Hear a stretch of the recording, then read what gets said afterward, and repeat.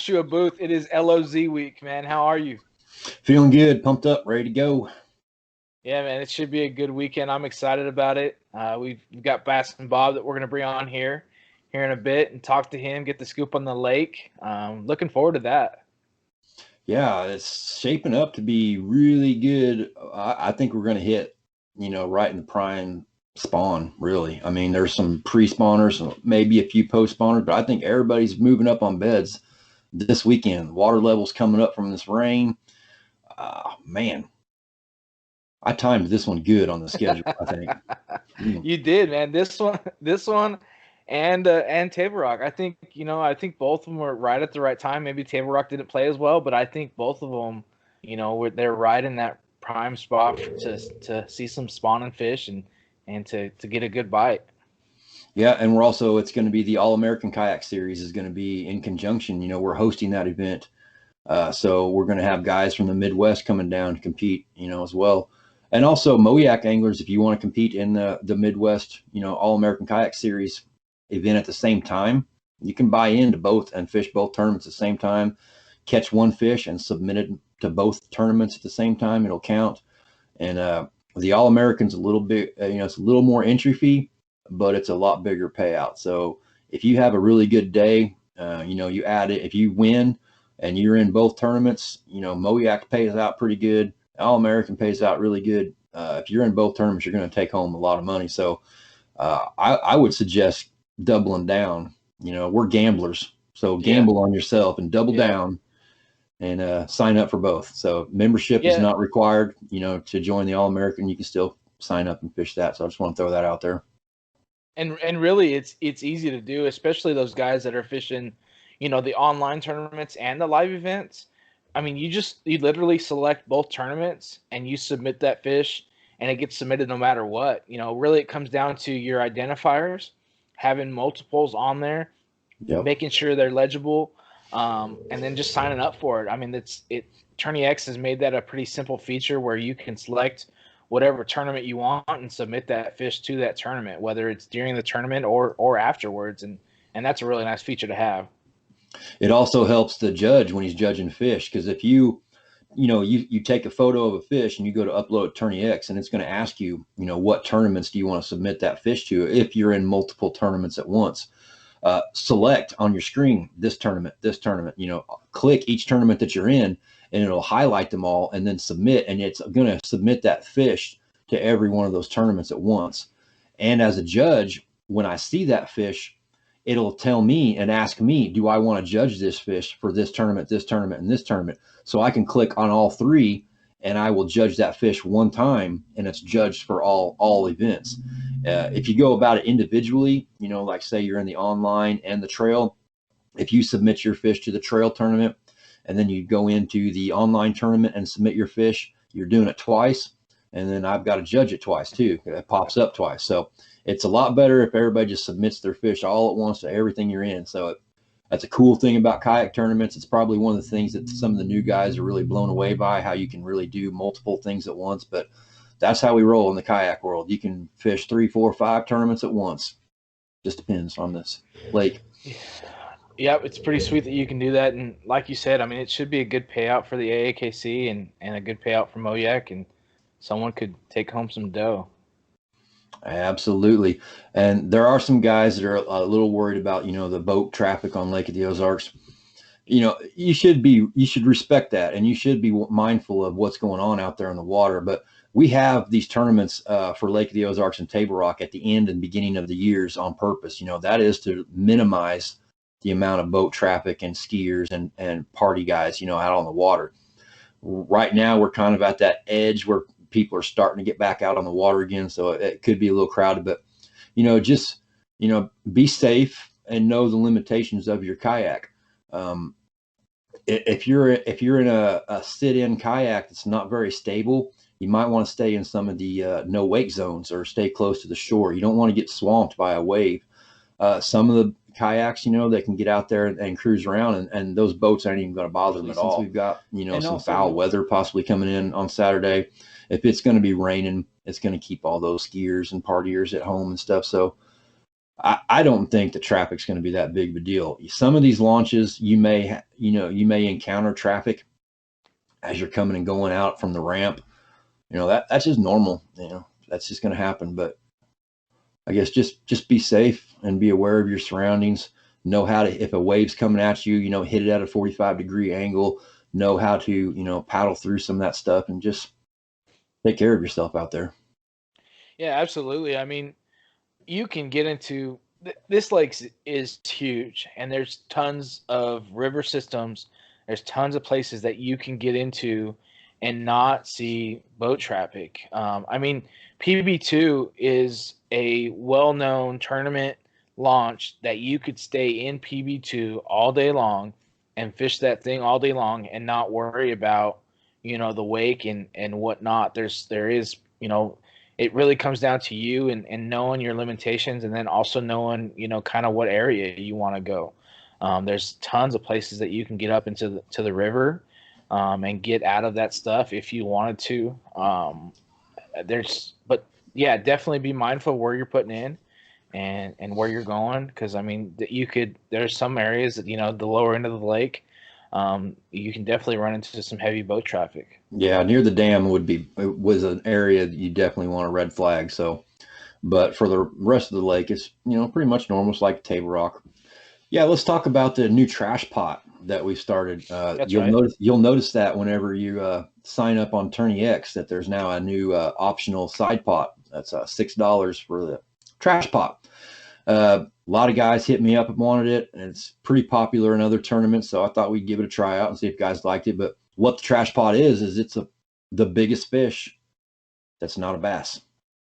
So it's a fish you don't want to catch: a gar, drum, catfish, crappie, maybe. I don't know, but whoever wants to throw down a fish on a board and throw it up there in that trash pot, the winner is going to take home the entire pot.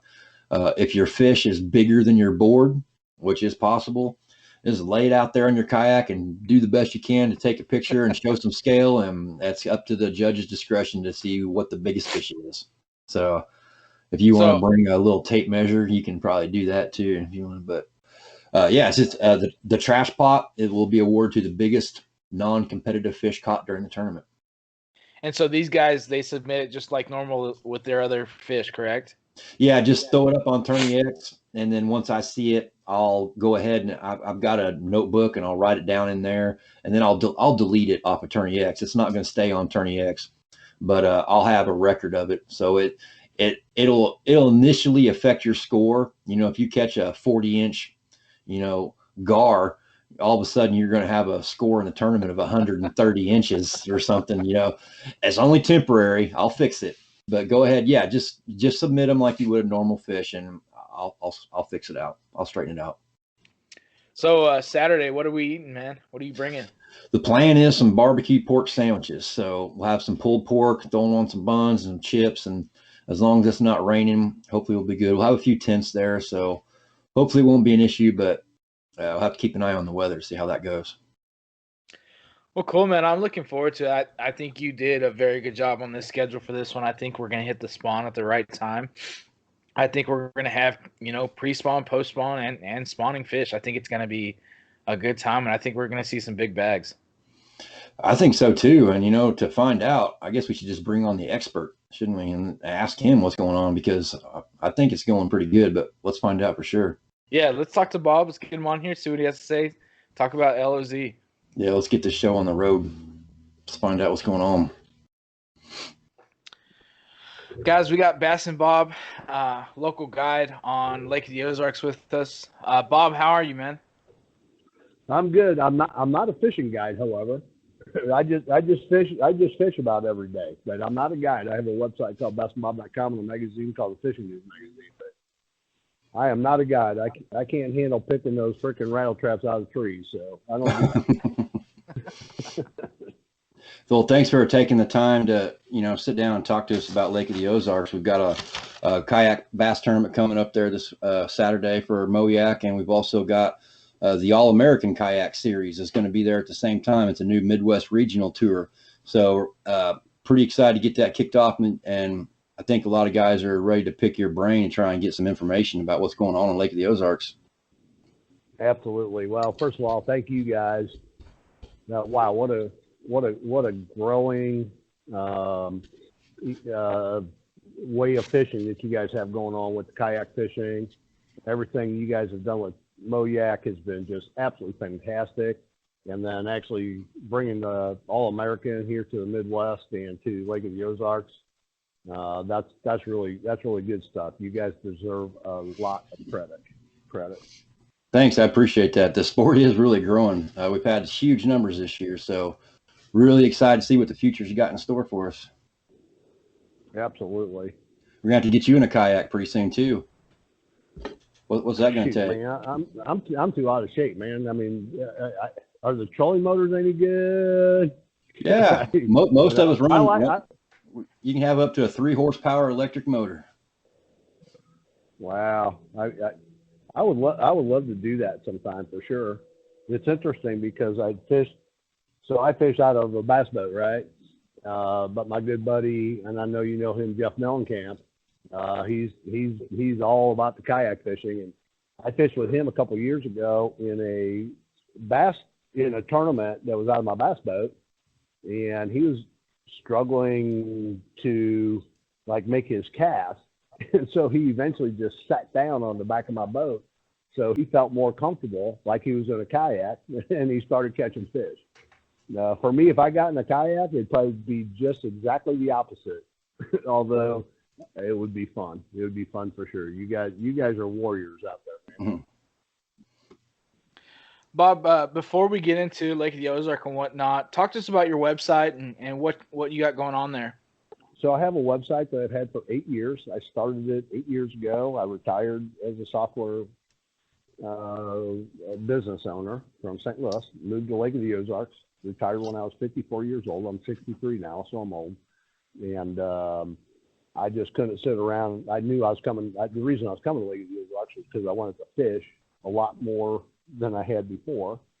But I just couldn't sit around, and I'm a serial entrepreneur. So I started a website called BassingBob.com, and with the objective of providing current and relative consistent information about bass fishing and now crappie and other species too, so that when anglers come to Lake of the Ozarks for a tournament or just weekend anglers or whatever, they have the most recent information in terms of the patterns and the baits, areas of the lake, and that type of thing. They're catching fish, and have a group of experts. Some names you may or may not know, but guys like Marcus Flora and Dion Hibden and Roger Fitzpatrick, and another 10 or 20 that are the really good anglers, and they provide us with a lot of good content, videos. So we have videos, fishing reports, how-to videos, introductory to fishing videos, fishing reports that are, in the moment kind of thing, like what's going on right now, tournament schedules, all that type of stuff. So anything you need fishing-wise on Lake of the Ozarks, it's the key is information being up to date, as you guys know, because conditions change on a regular basis. Yeah, that's true. And you mentioned that you spend a lot of time on Lake of the Ozarks. That's kind of known as a party lake. And so why did you choose Lake of the Ozarks, and what makes it kind of a unique lake for bass fishing compared to like some of the other lakes in the area? That's such a great question. The reason I chose Lake of the Ozarks is because it's only 2.5 hours from St. Louis. I have 3 kids and 10 grandkids, and I want it to be close by for me to get back to see them for their, birthdays and soccer games and all that. Lake of the Ozarks it's a great fishery. It's challenging for sure, just like any big reservoir is in terms of catching. And we'll just talk about bass for now, but in terms of catching bass, and but there's you got a big lake from dam to dam is 90 miles, over 1,000 miles of shoreline. Everything you can imagine other than trees, and grass like they have on a lot of other lakes. So for me is, just a big challenge since I'm out there a lot. I like to travel from one end of the lake to the other as often as I can and try and understand and learn the patterns and, provide the information I'm finding when I'm out there. It's not just a stale sort of fishing report. It's got details from dam to dam, different types of structure, patterns, and baits. And I think anglers are looking for that type of information, regardless of the area of the lake. So, so I chose it because it was close by to home, and I chose it because I wanted to fish a lot, and I chose it because it's challenging to learn and be effective, kind of in the moment and in the time of year and the patterns and that type of thing. So it's a combination of all those things. I love putting together the puzzle, as it relates to the patterns and the baits and that type of thing for certain times of the year. Good question. Yeah, that makes sense. And that's kind of leads us into a question one of the anglers wanted us to ask you about. Lake of the Ozarks is a big lake, and it's got, kind of basically 4, maybe 5 different areas. What's the differences in those areas right now as far as the spawn goes? Is it different in every river? Is it, that's kind of a lot to dive into there, but what's the spawn looking like right now? Man, that's all good. And another great question is typically on Lake of the Ozarks, everything kind of starts in terms of a pattern and that type of thing towards Truman Dam. When I say that, the Truman Dam area and the river area, let's call that all the way to Hurricane Deck Bridge. And let's just talk it happens year round, but let's just talk very specifically about right now. So, here we are, in May, heading into June, and around Truman Dam to Hurricane Deck Bridge, things start a little earlier, primarily because those areas are shallower than, let's call it, the the Bagnell Dam area and some of the other areas. Those areas have a lot of big water and a lot of deeper water, which is fine. It's all good. It has shallow water too, but the waters around the dam area, Hurricane Deck Bridge, Lynn Creek, Nianguas, the upper Gravois, doesn't always just have to be the river area, the upper Glaze.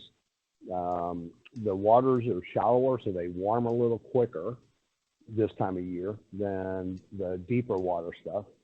And the fish will start their spawning process just a little bit earlier. When I mean a little earlier, the last couple of weeks, right now we're in the middle of May, and this is going to transition into the end of May and into June. But the spawn had already started a couple of weeks ago in those river kind of sections, whether it's the upper river around, like I said, Hurricane Deck Bridge and to Truman Dam, or the upper Glaze or the upper Nianguas, Little Niangua, Big Niangua, Gravois. Those will warm a little quicker, so fish will start spawning there just a little bit quicker.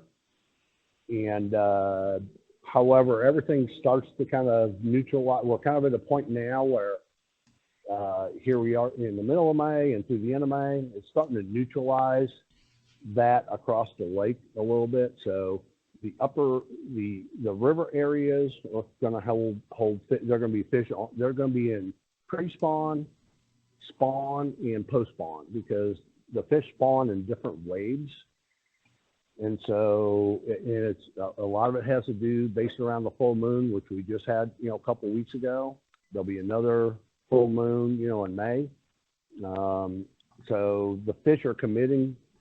The April full moon, no doubt about it. The bass, the spawning fish were definitely fishing, so that in play big time in the river areas but they're in play right now big time throughout the rest of the lake.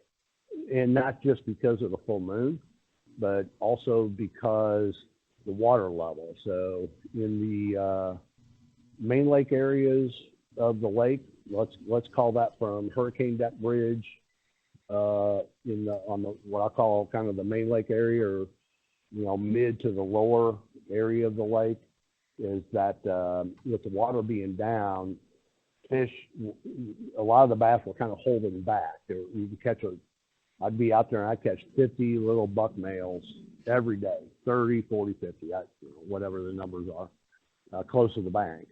But I couldn't catch any real big ones. And those big ones are just kind of sitting back because that water level was kind of low and they weren't real comfortable getting up there. And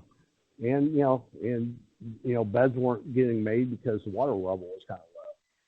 But now that now as you approach your tournament coming up this weekend, and again, fishing on Lake of the Ozarks through now and into the beginning of June, well, we'll have to see what they do with the water level. But the water level right now for your tournament sets up great for this weekend because the water levels are up about 1.5 feet just in the last couple of days. That doesn't sound like a lot. Wow. There's a lot of lakes that fluctuate quite a bit more. But for this lake here, that's going to get the fish feeling a lot more comfortable moving up onto those beds and getting into the spawning cycle. And you will have fish, however. You're going to have fish. I'm going to call it from Hurricane Deck Bridge to the dam. Hurricane Deck Bridge is about the 30-something mile marker to the dam, which is, the 1 mile marker. You're going to find fish that are going to be predominantly in the spawning pattern and pre-spawn patterns. We're kind of in the, right now, we're in the very beginning and not quite the middle of the spawning season for Lake of the Ozarks, other than the very upper river areas around Truman. That's going to be a little bit more They're some already pre-spawning. Yeah, some pre-spawning, some level of spawning bass too, and the start of a good post-spawn bite. What type of areas should anglers look for if they're wanting to target beds? Where are these bass trying to spawn at? And that's a great question, and it's interesting, Joshua. I think Josh, was that you that asked that question? Or was that somebody? Yes, sir. Yes, sir. Okay, Josh. So I just want to make sure I get that right. So the primary thing as it relates to the spawn has to do with what I'll call substantially pea gravel banks. Doesn't have to be all pea gravel. Could be mixed rock, pea gravel, and big rock banks, and kind of combined, kind of mixed rock. And it's going to be probably in your 3/4 to all the way back in a big creek, or it's going to be those same kind of banks in side pockets. So you go down a big creek, a big cove or whatever, and you see a little side pocket. They have some docks there, may not. I mean, they'll get, if you want to get in behind the docks, I tell you, that's a great way to go fishing right now. If you get in the right, what I'll call the right kind of rocks and that type of stuff. Side pockets are great. So it's going to be, midway, 3/4 of the way to all the way back in a creek. It's going to be those side pockets that have pea gravel or mixed rock type of banks, some pea gravel, maybe some heavier rock. If you're encountering docks, then you guys are freaking, you kayakers just have such an advantage, in my opinion, this time of year, because you can get in behind those docks. And Yep. A lot of the fish, there's a lot of big fish. They live full-time year-round around docks, and in particular condo docks and marina docks and that type of thing, because they have lots of cover, lots of structure, lots of forage throughout the year, and they just live there. They don't go migrating, most of them anyway. They don't go migrating all over the lake. They just do their thing year-round, And when it comes time to the spawn, they're gonna move up behind the cables, under the walkways, and get close to the bank where they want to spawn. And that's a lot of your biggest fish. I mean, you catch a lot of big fish, and it doesn't have to be marina docks or condo docks. I mean, it could be any kind of a dock. But it's also, as you know, it's also kind of challenging fishing behind those docks because you have cables and you have walkways. And while you guys have phenomenal maneuverability with what you do with your kayaks, on the flip side of that, if you have a big old windy day, I'm sure for you guys, there's a lot of kayak management to keep your boat positioned to make that kind of cast. Yeah, and, definitely. And the open banks are fine too. So get back, if your thing is not, fishing behind docks, that's okay. You'll still win or have the potential to win by getting in those non kind of condo oriented scenarios. And for you guys, it takes, while you have great maneuverability, you guys in particular versus some of us guys with the bass boats, it takes a lot of time to move in between one dock or another dock. So, you always have to be, as you know, in a tournament, you have to be conscious of how much time you're putting into it. So, so that's a good pattern. And then in a kayak sort of scenario, find your biggest creek, or a big creek. Doesn't have to be a big creek, but, just for maximizing your opportunity without, running, 50 or 60 miles per hour, because you guys don't do that. If you can get a consistent bite closer to the bank or just off the bank in 5 to 6 to 8 feet of water, because there's some fish that are committed to the bank, and they'll probably get more committed here as this water level keeps coming up and hopefully warms up. But there's also a lot of, staging fish that are off the bank. And so you kind of got to play with a little bit of that. But I'll tell you what, guys, Josh, you and your guys, you get in there in those docks and in those pockets. And I know from talking with my good buddy, Jeff Mellencamp, you fish those areas very thoroughly because you're not running all over the place. So this is a good time to fish that stuff kind of thoroughly, whether it's on the bank or off the bank or right up the gut of a creek. Or you may catch a 7-pounder just staging in a brush pile, right up the gut of one of these little pockets or something like that. I'm not sure if that answers your question, but yeah, for sure. Also, with the weather, it looks like there's a chance of rain, again on Saturday. So that could, maybe even trigger them to move up even more. I hope. Yeah, absolutely. How do you think that front coming through this weekend is going to do to them? Or are they just already in it, so it's not really going to do nothing? I've seen that happen before too. Josh, I think you're right on it, bud. I don't think it's going to affect them substantially because right now those fish are focused on one thing, and that's doing their spawning thing.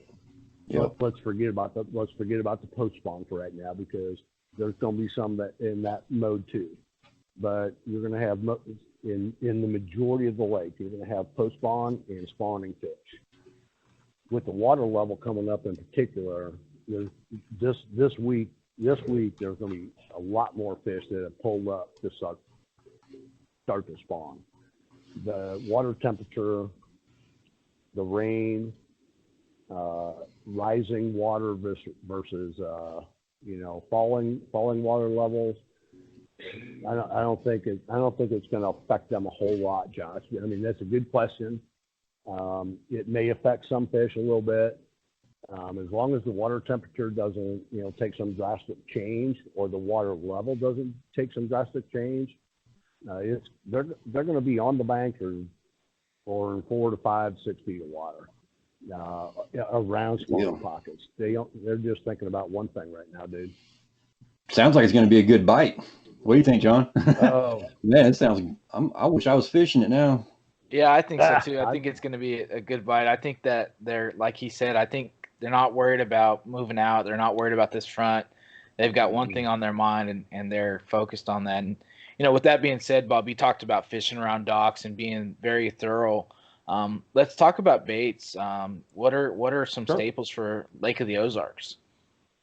John, that's good stuff, bud. You guys are, obviously very experienced anglers, so you're kind of understanding, and I know all your listeners are very experienced too, so you understand what I'm saying. Don't overthink rain or anything like that. Don't overthink water clarity other than bait colors in case rain changes up the water clarity a little bit. But those fish are focused on one thing, so stick with that. Stick with that kind of a pattern. But I'm going to talk about another pattern here in a minute too. So you guys, hopefully you'll ask me, okay, Bob, think outside the box, and I'll give you the outside the box deal. But no, your baits are going to be, first of all, for the majority of the lake, John and Josh, is that the majority of the lake has still got some stain to it. And personally, I kind of like that. There's some areas that have some clearing, the Nanguas, upper Nanguas, the Gravois has some clearing where you might be able to actually sight fish for fish. I don't know how you guys do that in a kayak. I couldn't do it. I'd fall out of the damn boat.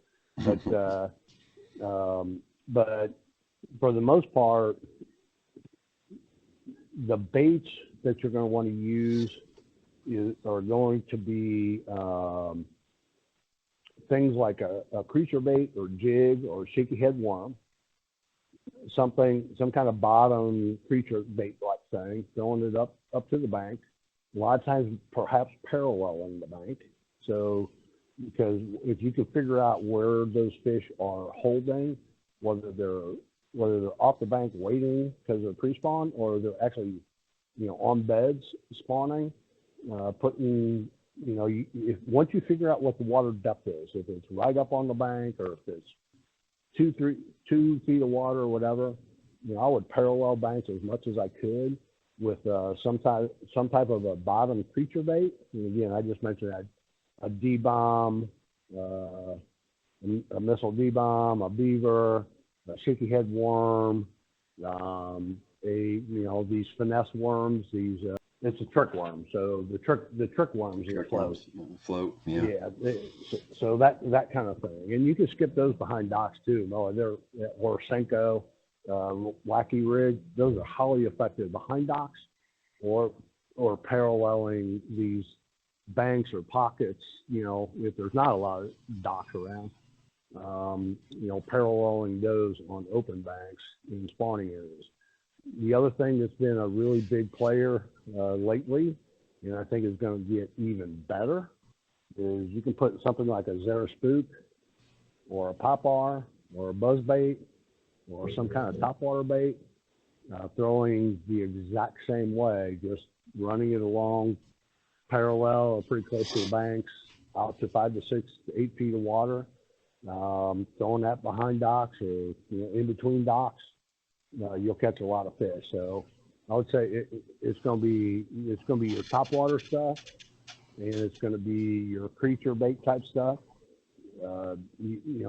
Depending on how shallow you are, a square bill or some sort of a crankbait or a small swim bait could work also. But I would probably have a creature bait. This last weekend I fished a tournament. And the fish were not totally committed to the bank. But my partner, Wayne Fitzpatrick, we kind of had a 1-2 punch. He was throwing kind of like a topwater type thing in the spawning pockets, and he was catching some close to the bank.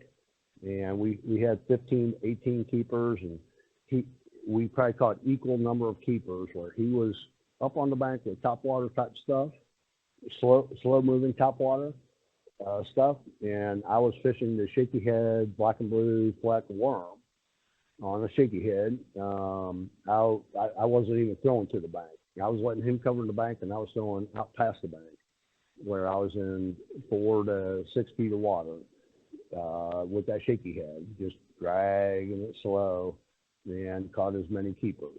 So, it's kind of the creature bait, bottom bait thing, or topwater style bait.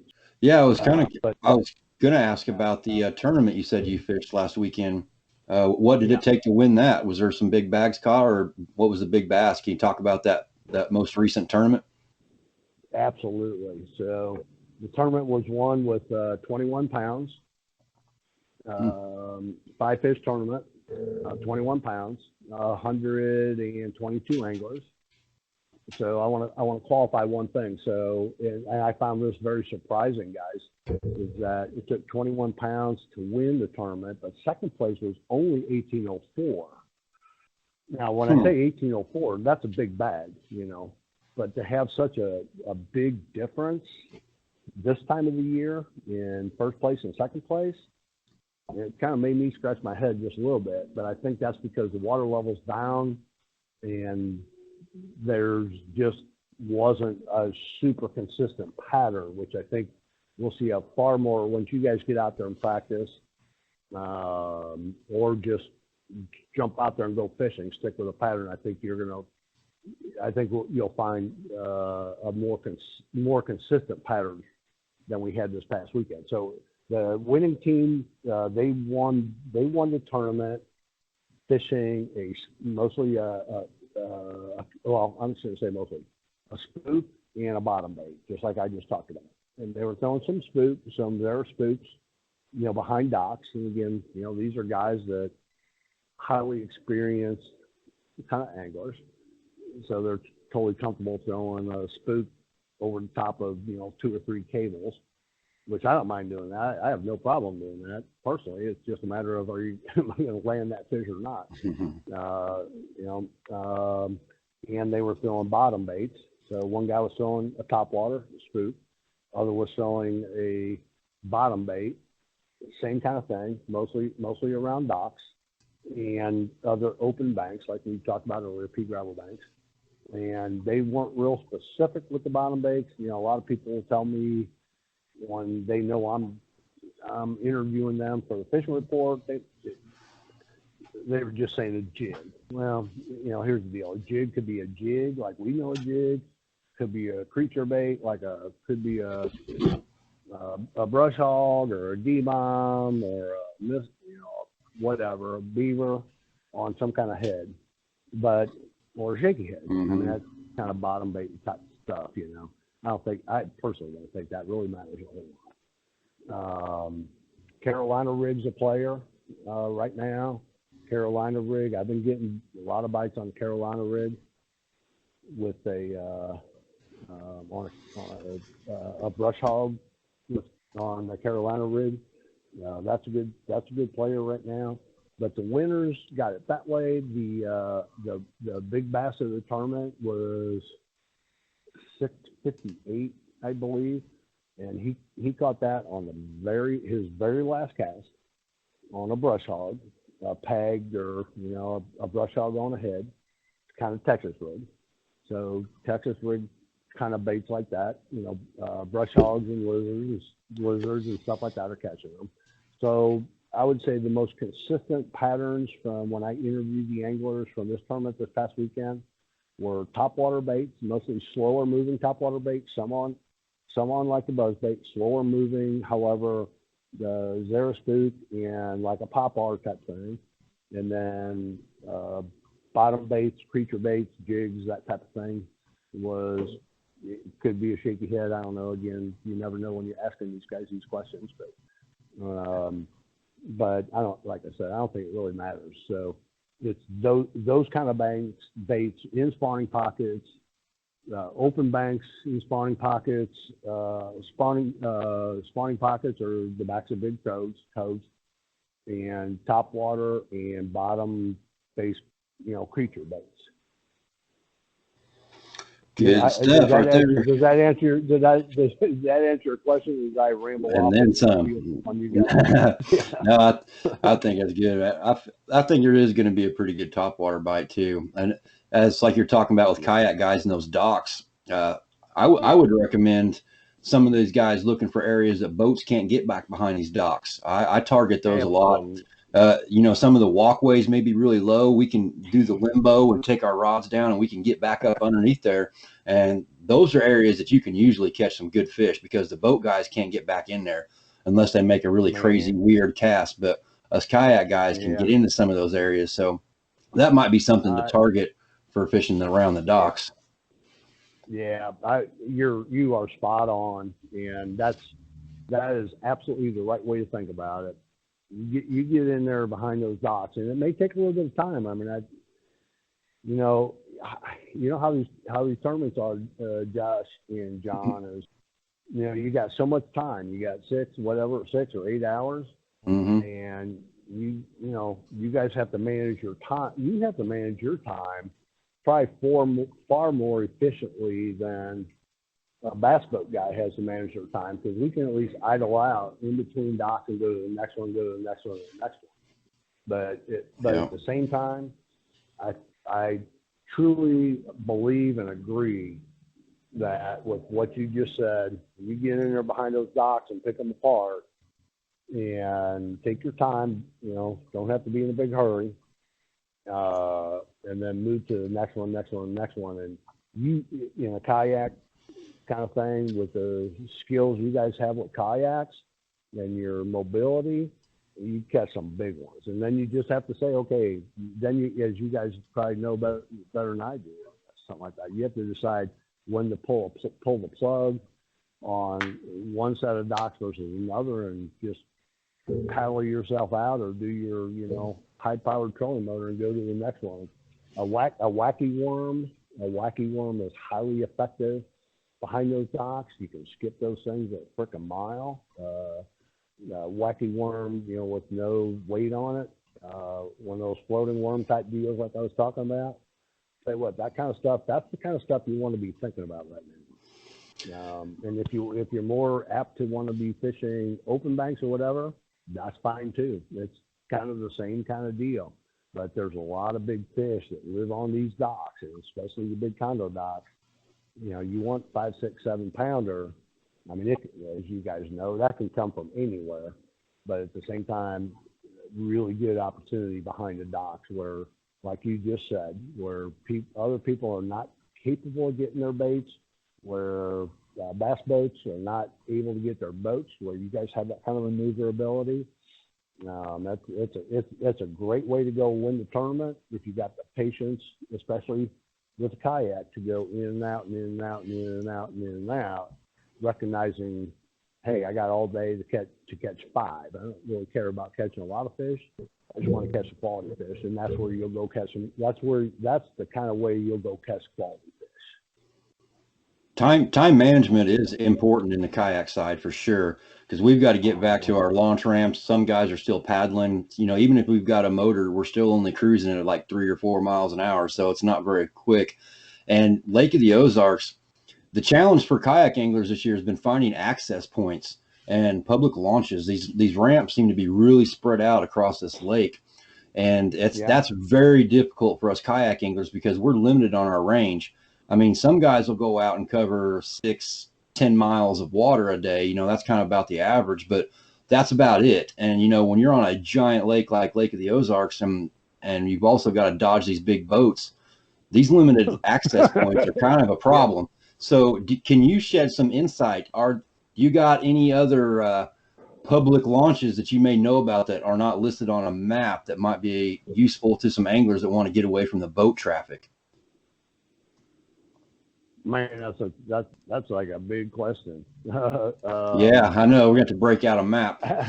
But right. There's just, I mean, maybe just a spot, maybe on a bridge access or something that may not be listed on a map, because guys are desperate to get to different areas of this lake, but we're really limited on where they can go because of the launch points. So it's kind of an issue this year. That's a great point. Gosh, you kind of caught me up a little off guard on that, so I'm kind of shooting from the hip just a little bit. But here's the deal. With your guys' kayaks, you don't have to have a ramp to launch. No, we just need a public parking lot or access point. Right. And I would say, unless the public side is specifically in your rules, I would encourage you to go to some of these, marina docks in particular, and park your vehicle and go launch your boat. Maybe talk to the people that are at that facility. I don't have any. I probably have only access to the same information you have access to in terms of public. But if you guys can take off from anywhere, we can pay to launch if there's a pay access. I mean, as long as anyone is allowed to pay to launch, that's still considered a public access. As long as anyone has the rights to go there. I know there's some places like marinas that are for residents only or condos. They have a ramp there that's for guests of the resort only. That's not a public access, but anywhere that somebody can pull into and launch, or even off the side of the road and get their kayak in the water without trespassing. Those are areas that guys are really desperate to find right now. And it's hard to find those without just getting out there and just driving and looking, using Google Maps and searching. And so that's a problem. We just didn't know if maybe there was a local spot that maybe not listed on the maps that you could point out.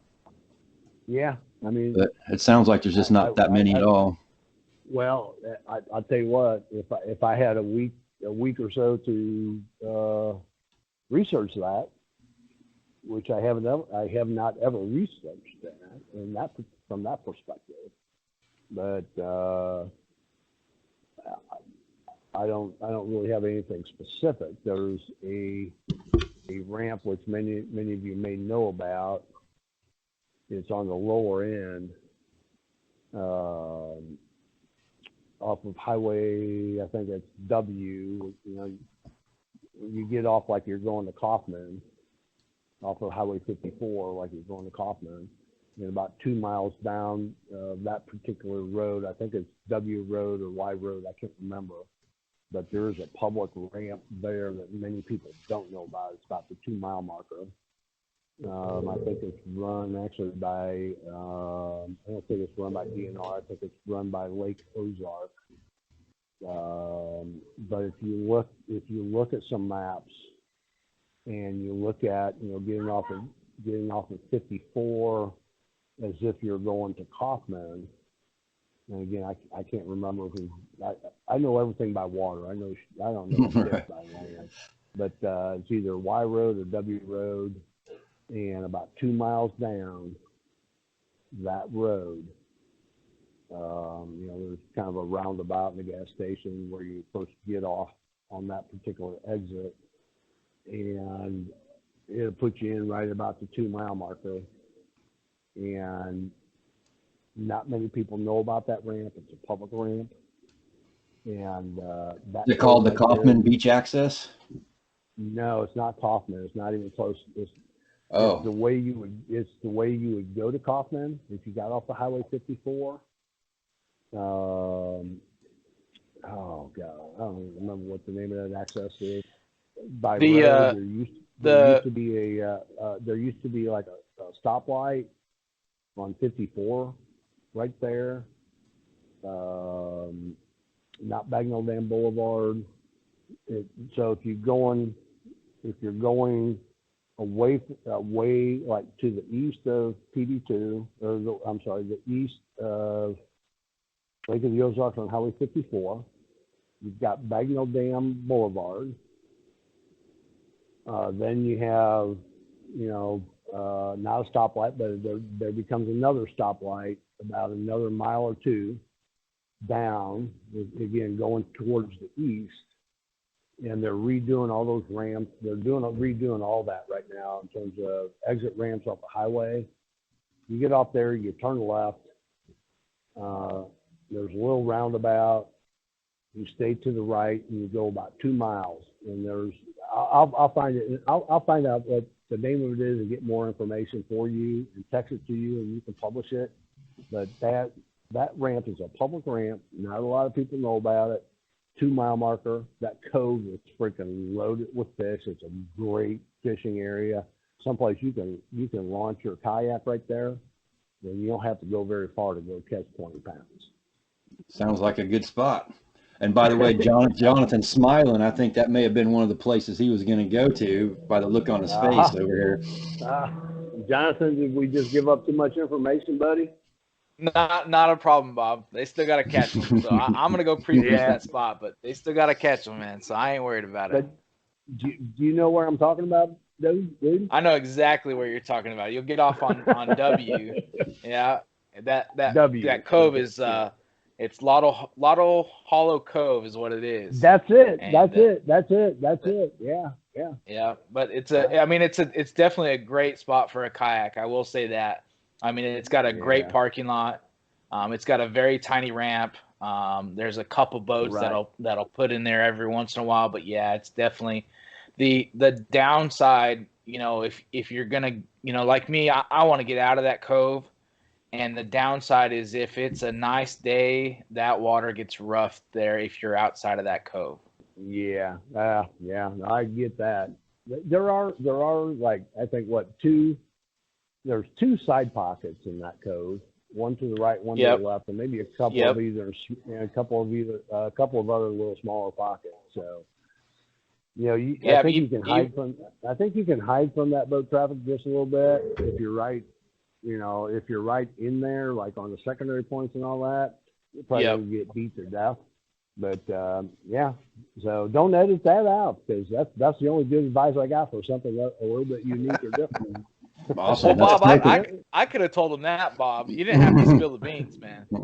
Yeah, but Jonathan wouldn't have told us. The other is, of course, and I think some of you guys know this, and I think Jeff knows this, is a lot of people overlook Lynn Creek ramp. You know, there's a little ramp back there in the back of Lynn Creek, at the Lynn Creek campground, and you can win a tournament just by launching the boat right there and paddle around, especially right now in those back little areas at the very back of Lynn Creek. You come out of that ramp, you kind of go to the left, that anywhere from that little secondary point to that little cut by that bridge to that real, you know, shallow stuff back in there, or come back out from the ramp, looking from the ramp across from where those pockets are that I'm talking about. They'd be on the right-hand side. There's a lot of laydowns. There's stumps, trees. I mean, right now you can win a tournament just without having to go more than a half a mile from Lynn Creek Ranch. Good deal. You guys probably already know that one, though, right? Oh, of course. But man, this has been some good stuff, man. A lot of great information. John, I'm all out of questions. You got anything left for him? No, man. Definitely a wealth of knowledge, and appreciate you coming on here. And let's circle back to your website, and whatnot. Is that a completely free website? Is there some perks of being part of that? Yeah, I appreciate that question, and I appreciate you guys having me on, by the way, as well. I always love doing this, and I'm totally transparent with what's going on. So my website has there's two aspects to the BassingBob.com website. There's a free component. We put a lot of free information up there, videos and articles, and some fishing reports, some tournament results.